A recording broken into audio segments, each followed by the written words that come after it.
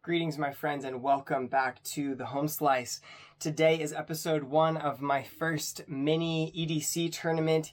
Each episode of this tournament, 2 blades will face off against one another. One will win, carrying on to the next bracket of the tournament until there is only one winner. This tournament's going to have 4 initial rounds with 8 blades going against one another, and in each round we'll face off a hollow ground knife against a flat ground knife to address this question that I have in my mind of, after all this time, do I like flat grind or hollow grind better? Those of you who've been following along with the channel know both that I've been carrying only a classic Leatherman for several months now, so any form of convenience at this point will be dearly appreciated. And because of that, I thought it would be fun to go back and carry the old school Buck 110. This is a Buck 110 lightweight. I have never EDC carried a Buck in 420HC steel or any steel, and I have never had a Buck 110 before. Those of you who've been following along will also notice that I have done what I'm referring to at this point as fullow grinding this Buck 110. What I mean is that I've laid the knife flat on the stone and ground away completely the shoulder of the grind and ground away the shoulder of the edge. Using this method, you can really tightly control with just a sharpening stone in a reasonable amount of time the behind the edge thickness of any hollow ground folding knife. I've polished that up to a near mirror polish. You'll be able to see in the video, I'm sure, that it's not perfect, but it was good enough for me and it makes it look kind of fun. The edges on both of the knives that are going against one another today are exactly the same style of edge. Here we've got a micro bevel. It's about 5/1000ths of an inch behind the edge because I could control it with this method. And it's been sharpened on the back side with a Spyderco CBN 400 grit stone. It's been sharpened on the front side with a Suhiro Serax 3000 grit stone, and it's been stropped with Mother's Mag polish. With that sharpening method, the humble Buck 420HC on this Buck 110 lightweight model reached a staggering 66 BES at its lowest reading.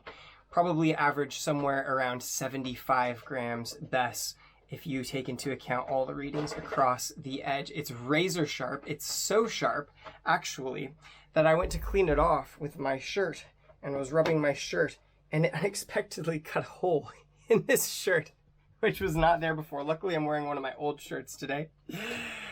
This shaving razor sharp Buck 110 is going to be faced off against another nylon handled slicing monster, the Spyderco Manix 2. I've never carried a Manix 2, and this particular Manix 2 is in CPM SPY27. It sharpened down also to a formidable 94 grams at its lowest reading BES. Probably around 100 grams was the average between readings. Both of them have a 17 degrees per side edge on them, and both of them have been sharpened with the same dual grit method. They're hair whittling, they're extremely sharp. Now it'll be really interesting to see whether being able to control the behind the edge thickness and the hollow grind that this still has, it still has a bit of a hollow grind in between there, will be enough to perform better than the very thin and excellent full flat grind that Spyderco has put on this Manix 2. The edge on this I estimate under 5/1000ths of an inch. I can only go as low as 7 with this wire gauge that I have, and it slipped right through at 7 and was not sitting on the shoulders. The grind on this Manix 2 has been sharpened from factory and taken down to a slightly more acute angle at 17 degrees per side. It came just a little bit wider than that, it seemed. It is more than 17/1000ths of an inch. It's registering about 20/20,000ths of an inch versus 5. It'll be very interesting to see which one performs better. I'll be carrying the Buck first because compared to my slip joint butterfly fold out Leatherman knife, it's going to feel like a dream of luxurious convenience. And then we'll step up to the convenience of the Spyderco Manix 2, which has a very crisp locking system on it. I've called this fullow grinding because it's not really a sharpening method, in that these surfaces that I'm grinding never really reach the apex, and then I put a different style of edge on it than this mirror polish. So it's kind of something that affects the grind and not particularly the edge. It's basically the same process that you would use to sharpen a straight razor, other than the fact that I'm micro beveling it in a different manner. If it was a straight razor, you would just sharpen and leave that ultimate angle where it's at, with the razor laid flat on a stone. In that sense, I figured, well, you know, I'm taking a hollow grind, and every time I sharpen it, I'm moving it closer and closer to a full flat grind. You can see that that's much closer than it used to be to being all the way up to the spine of the knife. So I've resorted to calling it fullow grind for now, because I don't know what else to call it. Anyway, let's pit these two slicing machines against one another and declare one of them the winner.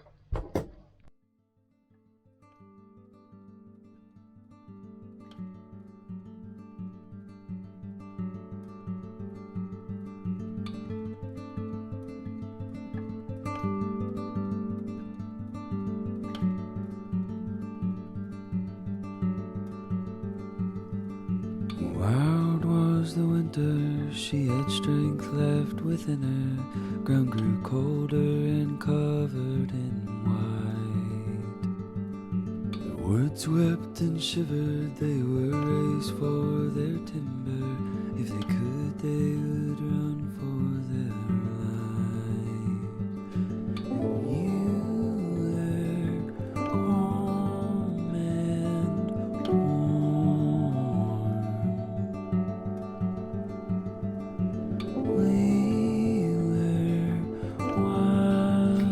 Alright, welcome to the wrap-up of the Manix 2 and Spy27 versus the Buck 110 modified with a fullow grind, or hybrid grind. I don't know, I've been kicking around different ideas of what to call it. You guys can let me know what you like in the comments.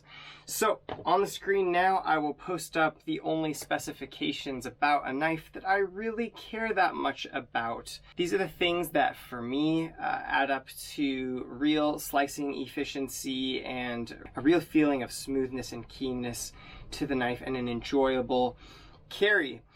Let's do a best test real quick to see what numbers we are reading with these two steels.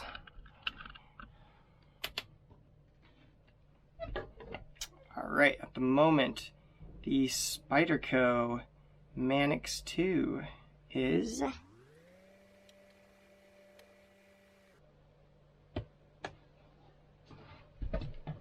reading at 301 after 2 weeks of use.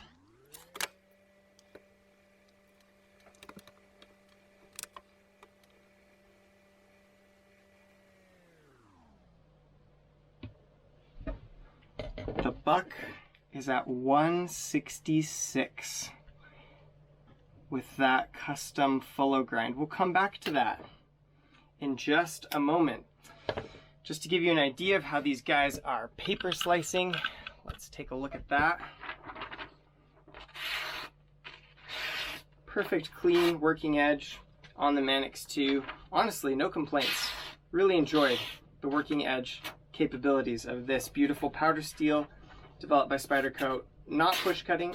Well, push cut a little section there, didn't it?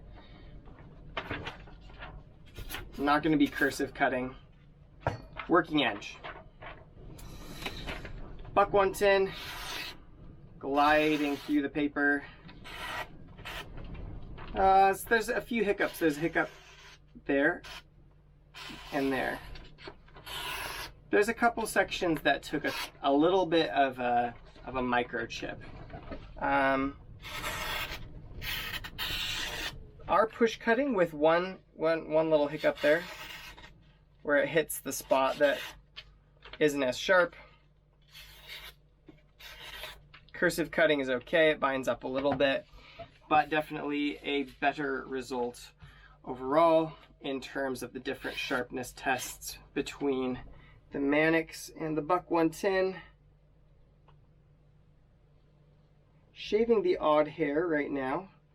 Definitely still shaving on the Buck 110. No longer shaving on the Manix 2. We'll come back to this, okay? I have some more things to say. Getting down to choosing our winner, I'll just give you a run through of the different things that I noticed in not a super organized particular order. The ergonomics of the two knives. The ergonomics feel pretty good on this Buck 110. There's a nice little hollow here for your fingers until you get a hold of the Manix 2, and then you realize that this thing just locks into the exact shape of your hand, whether you have a small, medium, or large hand. It's got a forward grip, which I used a few times, and it's okay, but generally you just want a big fistful of handle, and this provides incredible ergonomics. I would have to give the ergonomics to the Manix 2. The weight of each of them, I haven't weighed them. I don't care about weight. They're both adequate. They're both lightweight, sort of nylon handles. I'd give them both a pass on weight. It wouldn't be anything fail-worthy on either model. When it comes to efficiency of use, they both work great for cardboard. The modified grind just sailed through cardboard, but the really tall flat grind on this Manix 2 is awesome for all things utilitarian. In the kitchen, because I use these a lot in the kitchen, we just had a baby, and so making a lot of meals postpartum.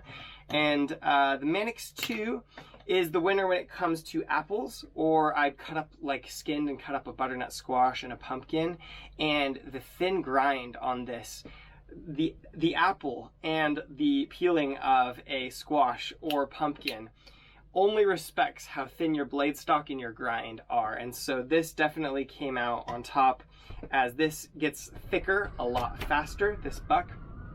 However, when it comes to things like cheese, when it comes to things like carrots, this hollow really provides a break in the surface tension and pressure and allows materials to sort of flex in the middle of your knife or create an air pocket there that breaks surface tension, and the Buck 110 performed much better for those types of food. When it comes to locking system, obviously the Manix wins hands down. There's nothing wrong with the lockback. Lockbacks are great, but this ball bearing spring lock, I don't know what it's called. It's phenomenal. It's incredible. It may be my new favorite lock. Eric Glesser just did a beautiful thing when he created like basically an axis lock with a ball bearing that has like no like fail point conceivably, like it's not going to ever bend like a lock bar. It's uncrushable. It's sandwiched between a big chunk of metal and a chunk of blade.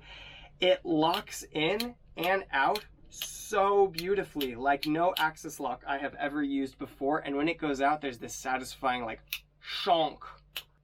It's a bit more predictable when it comes in when you let the lock go. The one thing is the spring's pretty stiff. You do have to pull pretty hard, and if your hands are sweaty, it can feel a little bit slippery. But on lock, on pocket clip, on convenience, on action, we have to give everything to the Manix 2, I would say. Although I do like how much more slender the Buck is. I love a slender, like a narrow profile in a knife in the pocket. So that's the one thing that would lean me toward the Buck in terms of all of those functional things. I really like Spy27. I think Spyderco did an awesome job just formulating a creative steel that takes a really keen edge, keeps it decently, and I have forgotten, because it's been a while since I used a stainless steel that was a powder steel, and I'd forgotten how long they hold this like very pleasing, very functional working edge that just keeps kicking and kicking and kicking and going forever.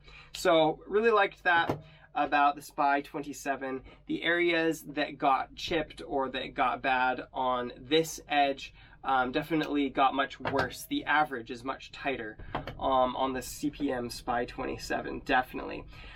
I'll save one final comment because this is sort of the deciding factor of what I'm going to take into the next leg of the tournament. Not necessarily the winner, but the one I'm going to take into the next leg of the tournament, and I'll save that for the end. When it comes to hollow grind versus flat grind, with this modification where I've done the fullow grind and laid it down, I would say you've got benefits of in either package. Like, I don't have a strong contender that's really edging out the other one in this configuration. It should be noted that ordinarily I find with hollow grinds that are 3.5 millimeters thick, that this shoulder up here kind of binds up when I'm cutting up apples or anything that has some sort of inward pressure. And I don't usually love that a ton. It's better on folders that are like 0.09 inches or 2.3 millimeters thick. It's not as bad. Like a Kershaw Skyline, it wouldn't be as bad. I don't usually like that, but this grind modification that I've done by hand with a stone actually fixes the main problem that I have always had with hollow grind knives completely. And this thing is a joy to use with no binding up points at all. So that's a huge deal in terms of slicing efficiency. It makes me lean slightly toward this hollow grind. Now, I must say, in the past, before I deliver the verdict of this, because you guys are probably going to be surprised by this, that in the past, I didn't really like the Spyderco Manix 2 overall. I hadn't used it a lot. I'd handled one or two, hadn't ever owned one, but I'd looked at it and I was like, oh, I don't like that. It's too big. Pardon the angle change. My camera battery died at a rather inconvenient time. Anyway, it's quite a large carry footprint. It's very big in your pocket, considering the amount of edge that you get out of it. My favorite designs tend to be, as I said earlier, like really slender blades. And this is quite a wide blade, and I know that that lends for like stability in a through cut, and I know that that means you get lots of area to taper your grind and you get a good combination of overall blade strength versus the grind taper being really slicey. And I know it makes tons of sense, and indeed using this, I did stuff with it in the kitchen. I used this thing like crazy, and I think that Eric Glesser has made a masterpiece, and this test actually changed my mind about the Manix in general. Before this test, I didn't really love like FRN or nylon handles, but I can see that Spyderco has really got this dialed in to where you have an incredibly lightweight package. It's not slippery at all, and it's quite comfortable in the hand. So in terms of the weight that you carry versus the strength of the overall design, in terms of being economical to produce in places where you can have high quality standards, I actually now understand the FRN handle, and I actually now understand and I actually really like the Spyderco Manix 2. Over time, carrying it in your pocket, I find that it needing to be really, really small, the importance of that fades a little bit as you use it more and more and feel just like the absolute joy that it is to work with. I do wish that some of these Spyderco designs with a forward choil, I do wish that some of these super slicey Spyderco designs had a little bit more edge to their total size. As an example, I'll bring up the Kershaw Leak, which I'm going to carry in the next tournament, and you will notice that if you line them up at the beginnings of the edges and roll it to the ends of the edges, the Manix 2 has maybe 2-3 millimeters more edge than a Kershaw Leak. However, you will notice that the overall profile of the Kershaw Leak is much, much smaller. And you'll notice that the amount of what you're carrying in your pocket is much, much smaller. And the thickness is reduced, which that can cause some level of discomfort in certain tasks, I recognize. But just in the past, I have really liked the minimalist designs that get a lot of edge into something that's really small in your pocket. However, this has changed my mind about the Manix 2. I like the Manix 2. I'm not like totally in love with it.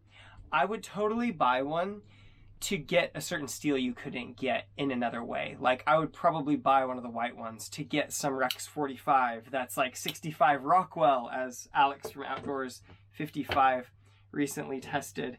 But I probably wouldn't get it just for the design alone, because there are some barriers of just my personal preferences. It's a good design, it's a wonderful lock, it's an amazing knife. Here we are, the final deciding moment, and I have to tell you that coming up to the final decision, I have to say that I've carried both of these, I've thought it over and felt the different things, and the one thing that is the wild card in this is that this well-hardened 420HC has stropped back when the edge is thinned to like 4, 5, 6 thousandths of an inch behind the edge, and the hollow grind is super conducive to slicing. This thing strops back like you wouldn't believe. I'll try again in a moment, and I'll put it on screen now. I just need to set up the camera so that I can actually see a hair. But the last time I tested this Buck 110, it was actually still whittling hair, and this got a few extra days of use just because of the timing of things. It's been used 2.5 weeks.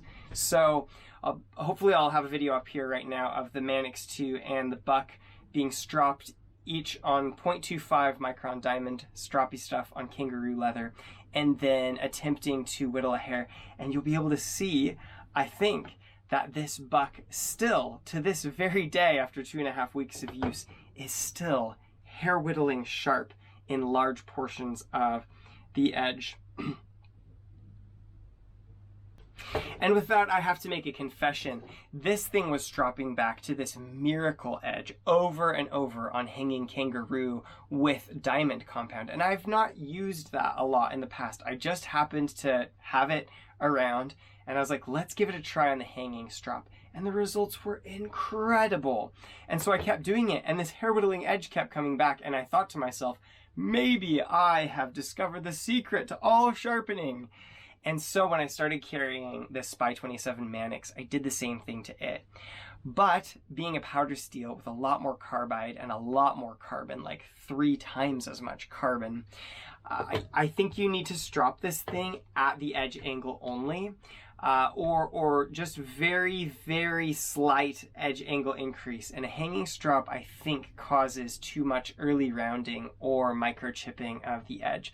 So I think I've mistreated and accidentally taken away the super keen edge really quick on this and pushed it into a working edge earlier than it would naturally. I also realized that this is the first sharpening I've done on this, and usually I like to sharpen a few times because that first edge is usually a bit overheated from factory. I also think that this is my first test drive of SPY27, and I actually don't know what edge protocol will absolutely bring the best out of it. So, all things considered in this way too long tournament review thing, I have to say that the most compelling question to me at this point is not, is this a good knife? We've already answered that. The answer is yes. Is this a good knife? Yeah, this is a decent knife. Yeah. The most compelling question isn't, does the working edge last longer on a sort of messed up by my mistake SPY27 blade, or a finely high-tuned, perfected 420HC blade? That's not as much the interesting question. The interesting question for me, and the reason that the Buck 110 lightweight is going on to the next carry round of this tournament, is number one, because I want to get this SPY27 in for my research and edge testing and dial it in a little bit better and bring the best out of it. And number two, because the interesting question to me is, how long is this thing going to whittle hair? Like, how long am I going to be able to strop this back to hair whittling sharp? And that is a question that we will find out in the semifinals and maybe finals of this tournament. I hope you've enjoyed this. If you want to see the video of how I modified this blade, that's on screen now. Please swing by for the next video where I will be carrying in the tournament for 1 week each the CJRB Pyrite versus the Kershaw Leak, the new trendy versus the old trendy. Beyond that, I'll just say peace out from the home slice. Take care, my friends. Bye.